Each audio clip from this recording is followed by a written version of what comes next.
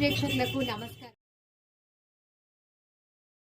దగదర్తి మండలం నారాయణపురం దక్షిణ మిట్ట గ్రామ పాఠశాలలో అంతర్జాతీయ మహిళా దినోత్సవ వేడుకలు ఘనంగా జరిగాయి. ఈ సందర్భంగా జిల్లా పరిషత్ ఉన్నత పాఠశాల కాంప్లెక్స్ ప్రధాన ఉపాధ్యాయురాలు రాజ్యలక్ష్మి శాల్వా, చందనమాల, కిరీటం, సాయి సత్యసాయి చిత్రపటం, భారత రాజ్యాంగ పుస్తకం, ఫలములను బహుకరించి ఘనంగా సత్కరించి 20 మంది నిరుపేద మహిళలకి చీరల్ని పంపిణీ చేశారు. ఆమె మాట్లాడుతూ 1975 నుండి ఐక్యరాజ్య సమితి దినోత్సవాన్ని అధికారికంగా నిర్వహించడం ప్రారంభించిందని, భారత రాజ్యాంగం కల్పించిన హక్కుల్ని అందిపుచ్చుకొని మీ లక్ష్యాల్ని చేరుకోవాలని కోరారు.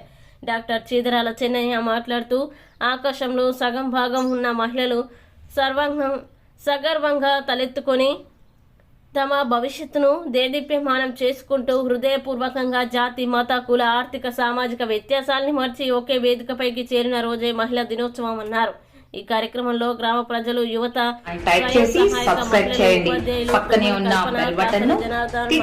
రెడ్డి తదితరులు పాల్గొన్నారు. ఎప్పటికప్పుడు తాజా సమాచారం మీ ముందుంటుంది.